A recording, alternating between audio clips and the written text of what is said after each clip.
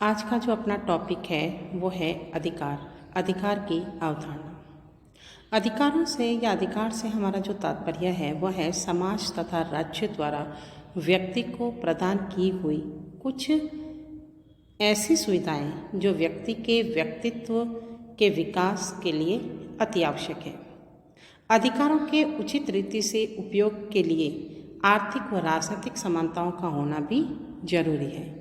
किसी व्यक्ति का समाज की स्वीकृति से अपनी शक्ति का प्रयोग ही अधिकार कहलाता है। समाज में एक मनुष्य का अधिकार दूसरे मनुष्य का कर्तव्य है।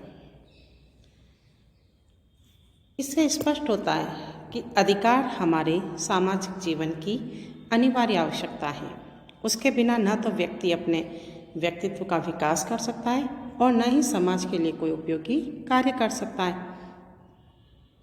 तो बिना अधिकारों के मानव जीवन के अस्तित्व की हम कल्पना भी नहीं कर सकते।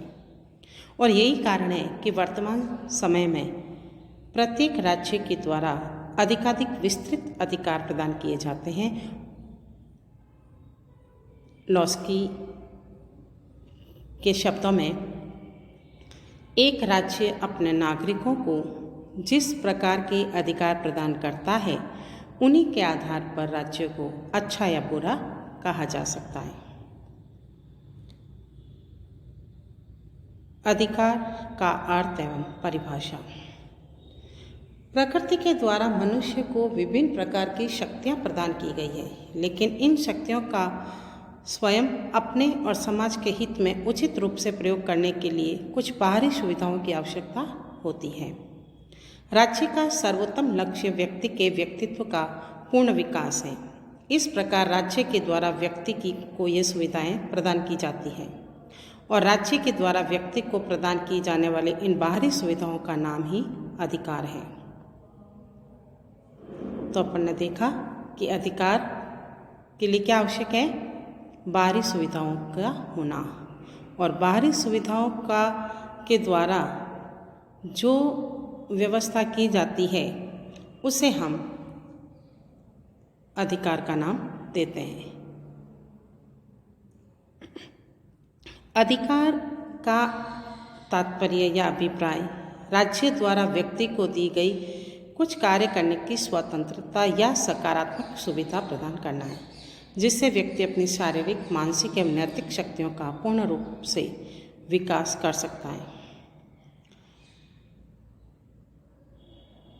लॉस्की के अनुसार अधिकार सामाजिक जीवन की वे परिस्थितियां हैं जिनके अभाव में सामान्यतः कोई भी व्यक्ति अपने व्यक्तित्व का विकास नहीं कर पाता है। बौसांके के अनुसार अधिकार वह मांग है जिसे समाज स्वीकार करता है और राज्य लागू करता है। श्रीनिवास शास्त्री महोदय ने कहा है कि अधिकार समुदाय के कानून द्वारा स्वीकृत वह व्यवस्था है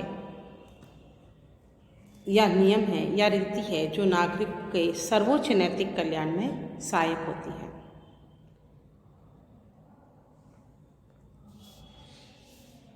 इन लोगों की परिभाषाओं के आधार पर हम ये कह सकते हैं कि अधिकार के कुछ आवश्यक लक्षण भी होते हैं, जैसे सामाजिक स्वरूप, उसका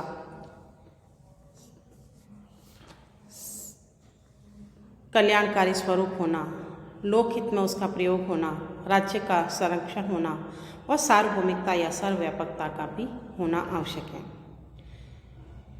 इन लक्षणों के आधार पर हम कह सकते हैं कि अधिकार समाज के सभी व्यक्तियों के व्यक्तित्व के उच्चतम विकास हेतु आवश्यक वे सामान्य सामाजिक परिस्थितियां हैं जिन्हें समाज स्वीकार करता है और राज्य लागू करने की व्यवस्था करता है।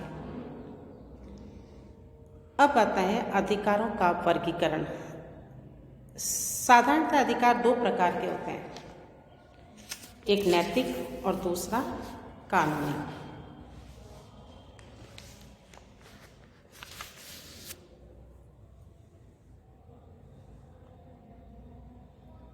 नैतिक अधिकार वे अधिकार होते हैं जिनका संबंध मानव के नैतिक आचरण से होता है।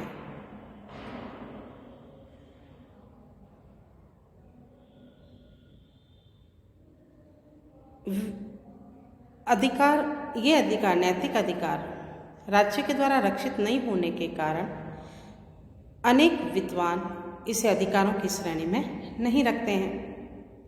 इन्हें धर्मशास्त्र, जनमत या आत्मिक चेतना द्वारा स्वीकृत किया जाता है और राज्य के कानूनों से इसका कोई संबंध नहीं होता है।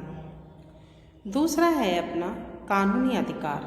पहला अपन ने देखा नैतिक अधिकार, मॉरल राइट्स, और दूसरा अपना है कानूनी अधिकार, लीगल राइट्स।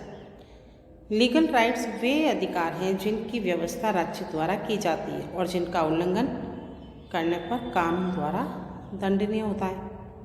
तो कानून का संरक्षण प्राप्त करने के कारण इन अधिकारों को लागू करने के लिए राज्य द्वारा आवश्यक कार्यवाही की जाती है।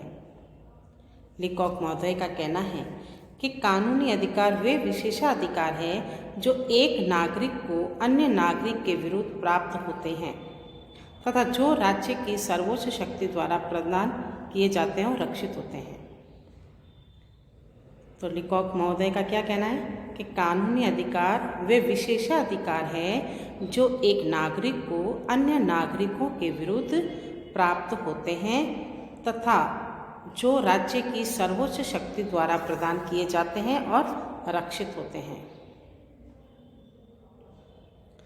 कानूनी अधिकार में दो भेद किए जाते हैं, यानी कि इनका दो रूप या दो प्रकार देखे हैं। पहला है सामाजिक या नागरिक अधिकार और दूसरा है राजनीतिक अधिकार। सामाजिक या नागरिक अधिकार